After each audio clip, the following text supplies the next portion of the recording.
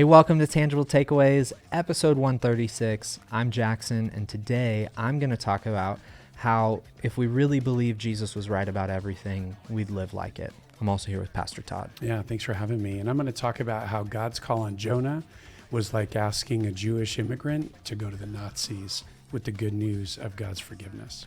All that and more on this episode of Tangible Takeaways.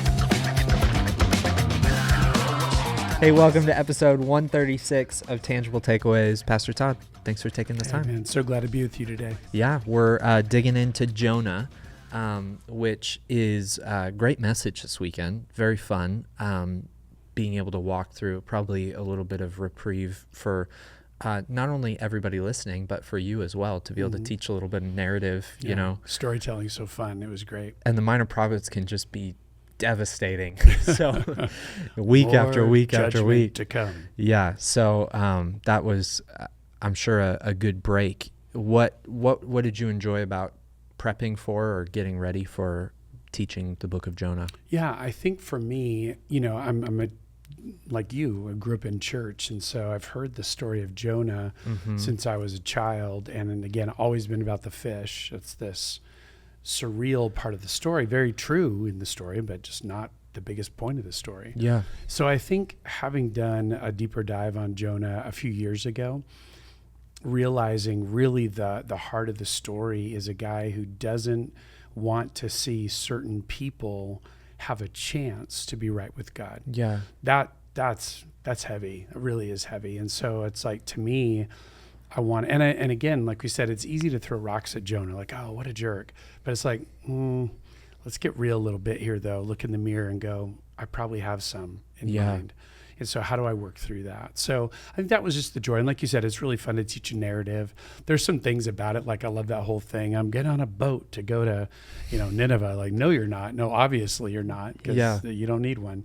So there's just things like that have some great irony. And I think it's a powerful, and in a weird way, a fun story to tell. Yeah. Yeah. And Jonah is just like dramatic as all get out through the whole. I'm actually so mad I'd like to die. Yeah. Would you kill me now, please? It's like, man, this guy's got no perspective. And so that makes it just an entertaining story to read and to teach. And you talked about just now in this weekend, easy guy to throw rocks at and to say, he's got it so backwards. But that is so incredibly easy to say from our Western 2,000 plus years removed perspective. And it's interesting as I'm teaching the sequel to this book, Nahum, in a couple of weeks. And as I've been prepping for that, doing a lot, that's where God finally does bring, spoiler alert, judgment to Nineveh and to the nation of Assyria.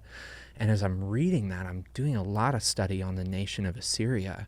And I mean, historians, not like biblical scholars, historians, the most vile and wicked nation ever. Absolutely. Like, there's not like a close second. It doesn't even seem. You made a mention to it, the annals that the kings would have of the things that they would do to people and that they would just brag about. I was telling my wife as I was studying, I was like, I can get my mind around why a nation would go to war against another nation. And I can even, from my theological perspective, I can understand even the sinfulness of greed, of I just want more. And so a nation just keeps going, like I just want to expand and expand. But the genuine desire to just completely decimate and dehumanize people that the Assyrian Empire operated with, horrible. Like, I can't get my mind around it. Like, I'm just like, how could you as a person do those kinds of things to other people? It's so evidence of depravity, right? Absolutely. And so you've got this insanely wicked empire who is being used by God and experiencing blessing as well, either from him or at least being allowed to be blessed. Either way, like, God's on watch here. And That's the group of people that God is calling Jonah to go be a prophet to, which prophets pronounce judgment generally for the purpose, though, of redemption, right? So Jonah knows what the gig is, which is, to your point, why he doesn't want to go in the first place. So it's easy for us to look at that and say, well, Jonah's a racist, or Jonah, has all of these, political things in his mind. These are wicked, vile people who are actively seeking to oppress and destroy his people and are going to commit unspeakable atrocities to him and his neighbors. Like, that's when you start getting your mind around that, the situation seems so backwards, and I don't know if there could even be a close modern day situation where we would go, man, this is so backwards, God, I can't even see your hand in it. But if there was something that was like, man, this is so incredibly backwards, how do we make sense of that? How do we keep perspective when things are that far backwards? Because you've got to imagine, if you were living in Jonah's day, his reaction's like pretty justified. I don't know that you'd have anybody being like, that doesn't make sense, or that's really rude and unkind of you, Jonah. It's like, these guys are horrible, and we're just as confused as you are. Yeah, for sure. Yeah, I agree with you. I don't think you could find an equivalent modern day degree of depravity. You might say in the last 100 years, maybe Nazi Germany would be the only thing that probably even comes in close. Our experience. There could be other pockets of the world we don't know about, but what's kind of risen to the international level. So it would be like someone very similarly, a Jewish person who God says, go to the Nazis and proclaim this. Yeah, that's a great comp, actually. Right? Yeah. And then as they do, though, this is the profound thing. This is what we talked about a little bit. If we first react to that with a lower view of God, we go, me. Yeah. I'd love to walk into those doors and say, y'all are going to burn. Yeah. But when you know in the back of your mind, God has his point, to your point, his point of pronouncing judgment is to give people the opportunity to repent. Then number one, they might repent. And number two, if they do, God will relent. Yeah. And so you're going, that's why there's like, no way I'm doing that. Yeah. I don't want them to have any opportunity. They deserve everything they're going to get. Yeah. So I think that is then the challenge when we say those words, they deserve everything they're going to get, which is the definition of non-mercy, right? Yeah. Then what we're really saying is, and I don't. Because I would never say that about myself. Yeah. Outside of the, this merciful God, please give me everything I deserve. Because you're like, oh, that's called hell. Yeah. And I don't want any part of that. Yeah. So I'm crying out, God, have mercy on me, a sinner. So that's really what we're doing in those instances, is that we're saying they have, in a sense, out-sinned the mercy of God. They have been so atrocious, they don't even deserve the opportunity to repent. And by the way, there's probably been so many people groups, even individuals, millions, who've been given the opportunity to repent and choose not to. Yeah. And just continue in their wicked ways, and will definitely experience the consequences of their sin. But there's this thing, this keeps coming back to this high view of God. That's what's powerful about Jonah. Yeah. He doesn't have a low view of God. He has a very clear, I love chapter 4 because going through the book, you're reading it through a narrated lens. But finally in chapter 4, I guess chapter 2 is like this poetry about God saved me from the depths. But man, by the time you get chapter 4, you really hear his heart. I knew you'd do this. Yeah. I knew you were a God, who is slow to anger and abounds in compassion. And so you go, man, he had this right understanding of God. But because he did, he knew there could be a chance, and he wanted to make sure, at least not on my watch. Yeah. I'm not going to be the guy who gives them a chance to have God turn aside his wrath. Yeah. So I think that's what it comes down to at the end of the day, is comparisons. I may be a sinner, but I'm not that kind of sinner. Yeah. And I think as we think that through, let's not just be so quick to go, that's so dumb. Like, no, I think we all do that, right? In some degree, and there is truth that a certain type of consequence will be greater for certain types of sin and wickedness than others. That's also appropriate. And then where we get it twisted, though, is we start thinking that's what the whole Jewish problem with the law was, that Jonah would have also struggled with. I do a lot to keep my moral nose clean. Yeah. God, look at all these things I do, and I salute, and I'm, da-da-da. These people don't even have the law. They don't even care. They're wicked. They're horrible. And what we begin to do is, though there may be, rightly so, differing levels of consequences for different levels of human depravity, what we keep missing, though, is that no matter how moral I may be, I still am a sinner in light of a holy God. And therefore, I'm going to have an eternity apart from him, outside of his intervention to make a way for me. All the religion in the world will never get me there. All the do-gooding will never get me there. I need help. Yeah. And I think that's what begins to erode in the comparison game is, number one, I think rightfully so, I am more moral than that person.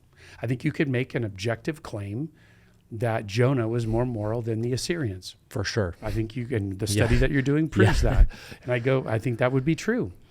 But then I have to ask the question, though, but does the greater sense of morality equal being rightly received by God into his forever kingdom? And the answer to that is absolutely not. Yeah. And that's where we miss it. That's where we begin to get skewed from, for all have sinned and fall short of the glory of God. The right payment, the wages of sin is death. So we just have to keep coming back to, no, we're all underneath the wrath of God. As a little bit we talked about last time about the book of Obadiah, back to election. That's what makes election so powerful, is that nobody deserves it. Yeah. It's not like God just started cherry picking people. Nobody, including Jonah, deserves the mercy of God. Yeah. Yeah. That's so good. That's, it, as you were preaching this weekend, I was thinking about, we talked now a while ago about, the parable of the unforgiving servant, which you also taught on. And that has such similar parallels here, to the story of Jonah, where it's like, I've received mercy from you, God. I have experienced the benefit of the fact that you are slow to anger and abounding in steadfast love. But I didn't want them to receive the benefit of you being slow to anger and abounding in steadfast love. Could you almost say that parable is almost in reverse? Like, think of it this way.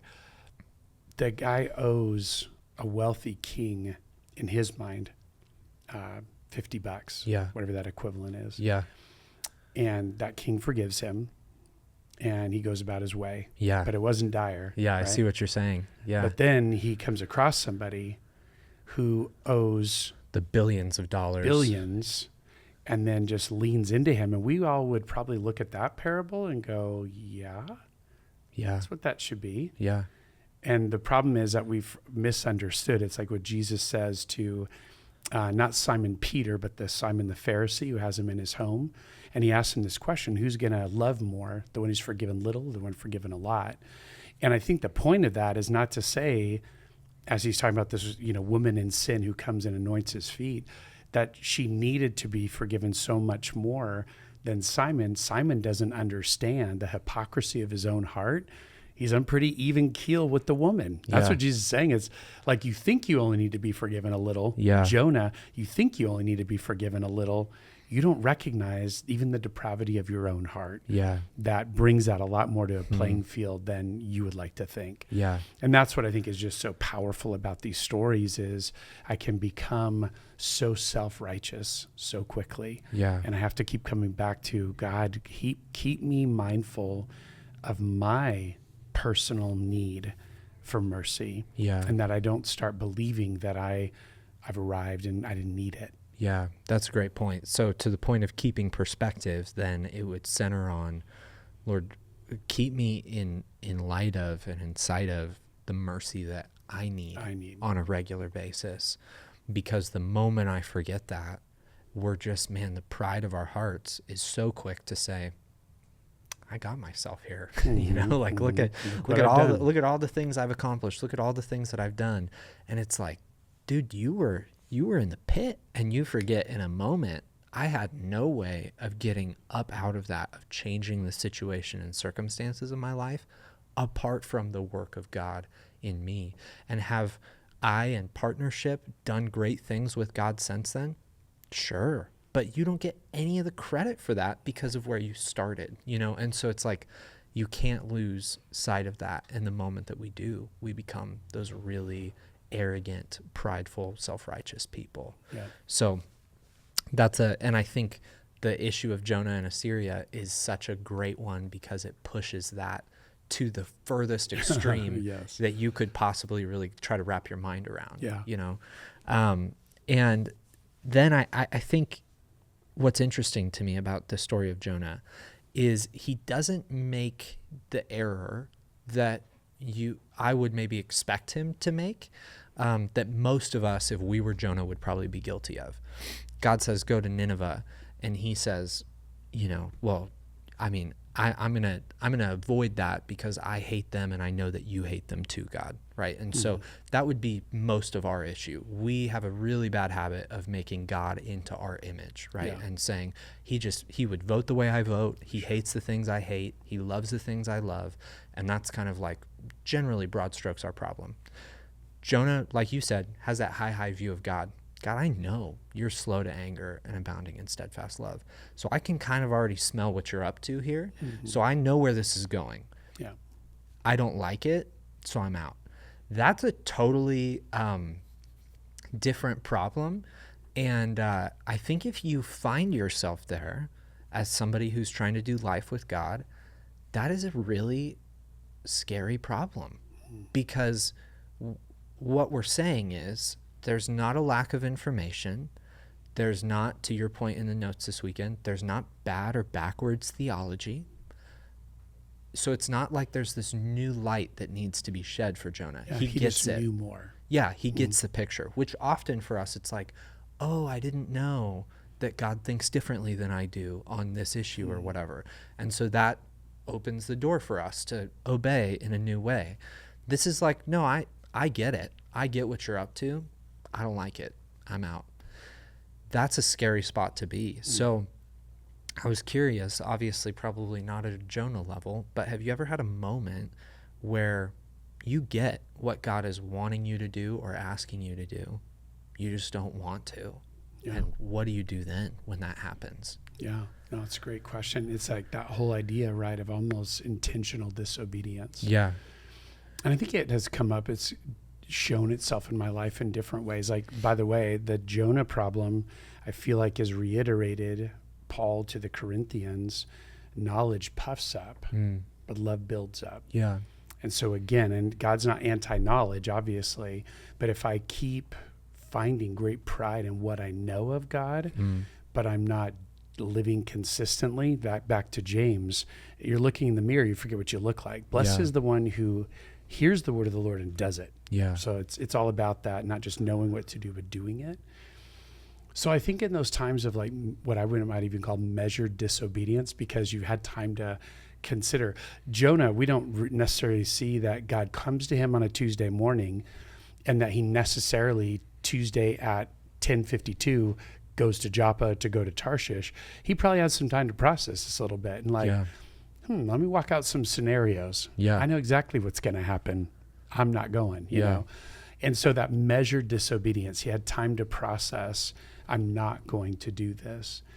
I think for me, probably where that might pop its head up most, sadly, is maybe when it comes to a person that I know either needs, like maybe feels the weight of something they've done towards me, and I could come in and say, I forgive you, I don't need to wait for them to come to me, or is just, I know there's something wrong, broken in the relationship, and at least part of that is on me, but I'm choosing not to go to them and just leaving the relationship broken. Those are examples of my life of measured disobedience. I don't want to have to say I was wrong. I don't want to have to go first, fill in the blank. Yeah. But it's not a question of what would God have me do? Yeah. That's pretty clear. Yeah. And so those are the times I look back on and go, God, number one, I was wrong to not act on what I knew. And God, let me learn from those failures, because often you don't, like Jonah's fasting, he gets a second chance to be obedient. Sometimes I don't get a second chance to have that conversation for a host of reasons: distance, death, fill in the blank. So it's kind of like Paul writes in Ephesians 5, don't have any outstanding debt with one another except the debt of love. So it's like, keep short accounts, go after that. So I think those are probably the ones that probably come to my mind quickest. I'm sure there's many more, but I've measured disobedience. I know I know I'm failing to do what God would have me do, but I'm going to do it anyway. Yeah. Yeah. And where do you feel like, that situation tips then to say, okay, I don't want to do it. I want to lean out from this. I know full well what God's asking me to do. And I think it's interesting, that element that you're even bringing up. Forgiveness is like what keeps coming up here, which is what Jonah is all about too. Yeah. And forgiveness is so that area where Jonah knows exactly what God's up to. We know exactly what God has called us to do in the area of extending forgiveness, asking for forgiveness. And yet it is the place that time and time again, though we know, we want to do opposite. You don't find that as much with God's teaching on sexuality or things. In general, as people start to understand it and understand the benefit for their life, they say, okay, I could get that. Like, I could get on board with that. And then their life and habits begin to change. And I mean, you could just fill in the blank with a whole bunch of different things. You don't get that nearly as much as you do just blatant, I know, but I don't want to, with forgiveness. Yeah. And so how have you gotten past that hurdle of I don't want to like living in obedience? Because I'd imagine there might even be a real situation for many people watching right now who are like, no, I know that I should go to this person and apologize, or I should go to this person and extend forgiveness, but I don't want to. Yeah. Well, maybe a couple things that have helped. Number one, in the failures, like one of the things I love about High Desert Church is early on, my first year here, I put together an event that was not going to be successful like I'd hoped. And I remember going to Pastor Jack and just saying, I blew it. This isn't going to be what I'd hoped it would have been. And his first question is, what'd you learn? And I just love that culture of redemption. Like, yeah, we're going to make lots of mistakes along the way, sinful sometimes, other times just not wise, but are we learning? Yeah. And so hopefully that's that process of I don't need any more heartache over the lack of forgiving other people to know I need to go. And I think we talked about that in a staff breakfast a while ago.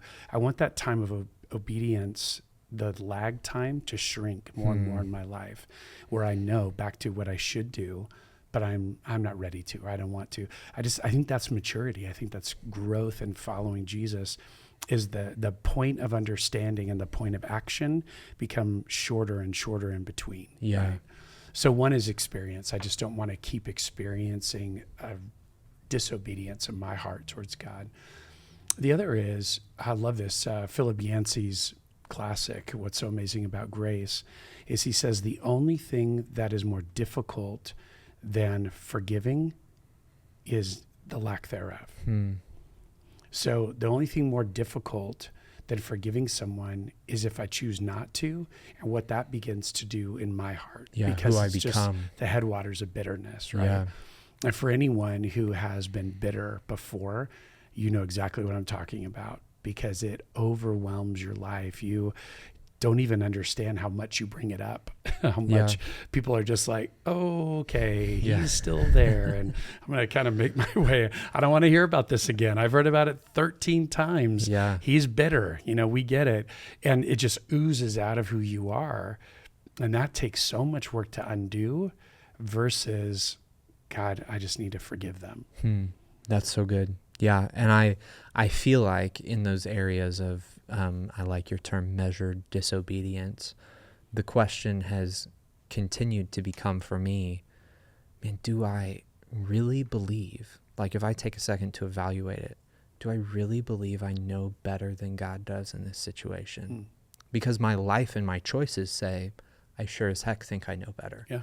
And so to that point of maturity, that decreased lag time between I know what I should do and I'm going to do it, is I think also an increased belief that Jesus is right about everything. Yeah. And it's not just, well, he's good on salvation and topics. he's, you know, really good at this or that. It's like, no, he's right about everything. And so if he said it, I'm going to do it.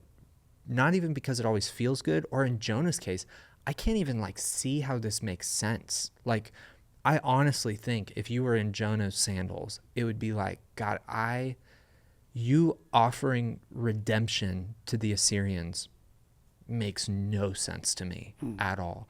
I don't even know that that's one of those things that Jonah was ever going to understand in this life. It might not even be something he fully understands in the next. But to get to the point that says, I don't need to get it. I trust that your ways are best, and I trust that you're right about everything.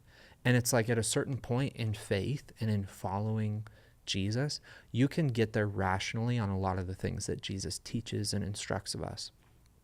But to overcome the emotional hurdles and the just self-preservation hurdles of some of the things he calls us to do, you have to come to the point, do you believe that he's right about everything? Because currently, the way you live your life says no. Yeah. And so we've got to reconcile that at some point. Do I believe he was right about everything? Because if so, then I will offer forgiveness, even if it's just so painful and hard and so contrary to what I think. Yeah, should so happen. Contrary to what I would do in that moment. Yeah. And the way you said that is so good, because we have to reconcile. See, that's one of the things that's really powerful to me about spending time in the Word of God, or hearing it taught, or even in like a growth group discussion. The Word of God is consistent, and it does hold a mirror up to us, and it makes us beg the question, this is what God has revealed as truth to me, but I'm resisting. And if I can be honest about that, right? It almost probably begins there, rather than kind of ducking my head and believing acting like it's not happening. There. Yeah. But when I can become honest with it and then ask the question, like you said, do I really believe that Jesus isn't right about this? Like a lot of things, maybe everything else, but not this one. I don't think so. I think he probably is, and then that's the journey then of at least being open to the fact that I believe that God is absolutely right, and what he's revealed to me is absolutely true. Now I have to measure my life against that. And in doing so, that's where the reconciliation can happen. And it makes me go, God, thank you for your word. Yeah. Thank you that you have revealed truth to us, because otherwise, and the people that we know that live apart from God and his word, they are like what Ephesians 4 talks about, just, bumped around by every wave and every teaching and doctrine, just all over the place with no anchor. Or what God says about the Assyrians. They don't know their right hand from their left. Yeah, that's a great example. Yeah, like they're just so clueless, right? So that to me is I just go, man, God, I want to say thank you again that you've revealed the truth to me, so I know what in this universe is true. Yeah. And then I know that I'm called to do it. There's a pathway, an example now to fulfill. Yeah. So I just, man, it goes, thank you. That I have at least an understanding of what is true. Now the question is, will I do it? Yeah. Yeah. Give me the courage and the confidence to then stick to the guide that I've been given. Yeah. And as we conclude here, another thing that strikes me about Jonah, it's maybe not the most major theme about Jonah, but man, I see a lot of personal application in it for myself in Jonah, is just this theme of selfishness throughout the book, right? I mean, and you talked about different elements of it this weekend. He doesn't care about the people on the boat, that he puts their actual lives in danger. At risk, yeah. And he's like, who cares, And then you get to the point of he doesn't care about the people of Assyria at all, doesn't want redemption for them at all, is more invested in himself and also his people, right? It's not just a selfishness for me, it's me and mine. Yeah. And so he's selfish over those things. And what is it? It's a pagan group of people on a boat and doesn't care about them. Wonder if they were Jewish, if he'd care. I don't know, Yeah. you know, but then he doesn't care about the Assyrians. And then I think that the leafy plant is such an interesting end to Jonah.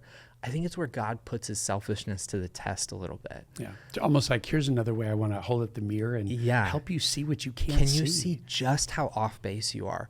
And sure enough, the leafy plant goes away and he's furious, you know, and so beaten up about this and so frustrated at the loss of this plant that popped up one day and is gone the next. He did nothing to make it happen. Yeah. And God says, dude, you care more about a plant that you have literally no vested interest apart from yesterday. You care more about that plant than you do a city full of thousands of people. Like, God's like, are we doing the math here, Jonah? Yeah. Like, can you get your mind around that? And then interestingly, like, we don't even get Jonah's response. We don't know. But his selfishness had led him to a point that he was so out of whack with reality that a plant for the convenience of shade mattered more than the eternal futures of thousands of people. And at a baseline, maybe God even appeals for it. And there's a ton of animals in there too, right? Like, Exactly. It's like, I made those too. Yeah, it's like you don't even care about the animals, let alone the people that are made in my image, right? And so you've got just so disconnected from reality in his selfishness. And man, as I think about that, I'm like, man, selfishness is such a tricky beast for us. It's ingrained deeply in our hyper-individualistic society that we live in the West especially. But then it's so deceptive, right? It's like, I'm just seeking good things for myself, and where that ends and then becomes, and I only seek things for myself, and I only think about myself, that's a really slippery path that there's not normally a firm line there that's like, and this is where I crossed into selfishness. It's just something that gradually becomes a defining trait of who we are. And we've all experienced selfish people that we've been super frustrated with. Like, it's like, dude, you can't see past your nose, man. Like, all you see is yourself.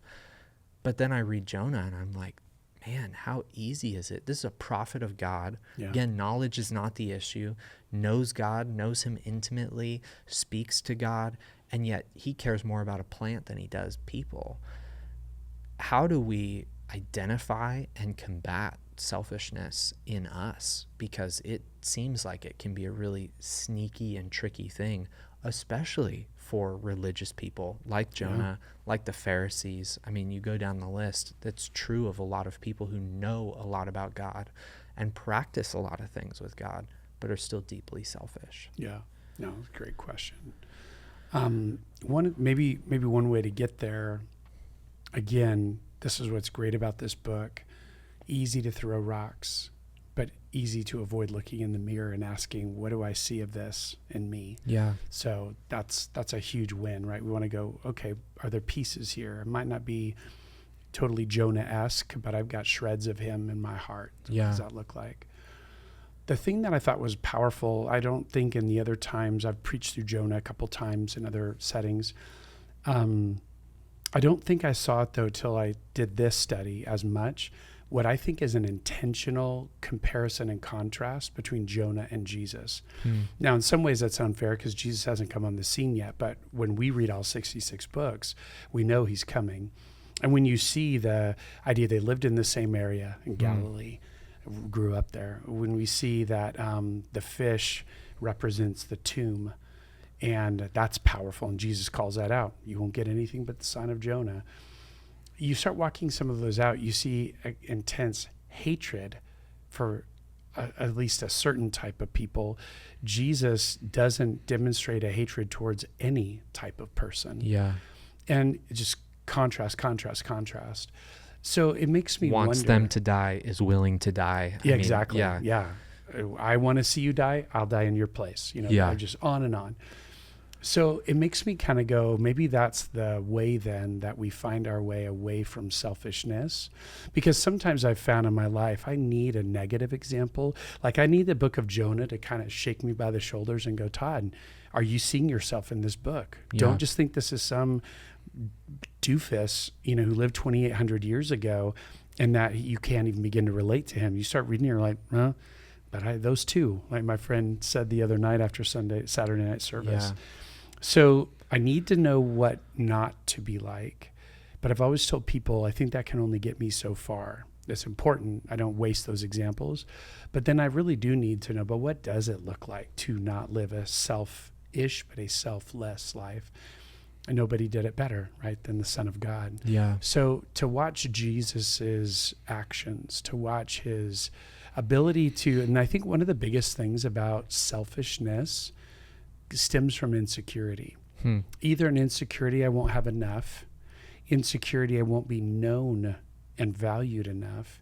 Insecurity over, does my life matter? So I do a lot of things to cover those things up, to prove to myself, no, I will control these resources so I have enough. I will be known to the degree I think I should, or at least hope to. I will have this sense of accomplishment, fill in the blank. So I think selfishness derives a lot from insecurities. And I believe that most secure people don't need to be selfish, partly because they're not trying to prove something. They're through that. But on the other side of it, they also become generous because, again, selfishness means I need to keep feeding something that is lacking. A secure person can go, well, I'm not really lacking in these areas of like deep insecurity, so I can actually give to you. And so if that's true on just a pure, just human level, how much more the God-man who lacked nothing and had no insecurities and was free to give himself away. Yeah. And so I think that the example of Jesus is this great contrast. And then as I'm reading in the Gospels, I'm watching not just the things during the days and in teaching and loving his disciples and loving people who had all kinds of needs and all kinds of wickedness, but even ultimately going to the cross, the most selfless act he could have ever done. That to me just is like, he's the pinnacle. How do I walk this way then like Jesus did? Yeah, that's so good. Yeah, I think the compare and contrast between the two of them is powerful when you start playing that out. And selfishness does it, as I'm hearing you describe it, it's like, man, it makes the chief end of my life or the chief goal of my life to be meeting my wants and needs, right? Like that is all I can see. That is the highest goal in my life, is to fulfill my every want and need. And that is the lie there is that's the good life, is when all my wants and all my needs are satisfied.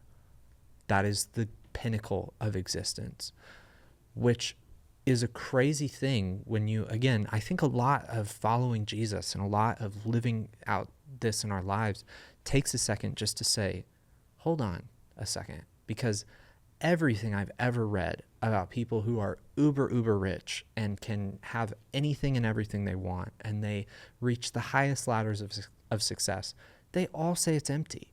Yeah. Like that, there's not anybody who says, and yeah, that made me happy beyond my wildest dreams, and I'm just good. I'm so fulfilled. I mean, you cannot find that quote. And if you do find it, find the quote 5 years later that says, yeah, this is all empty. So maybe in that season of about a month of my life, but it changed real quick. I remember when Todd Gurley got his big contract with the Rams, he said, people say money can't make you happy. I don't know what they were talking about. 3 years later, he's out of the NFL, and like, it was a funny, comment.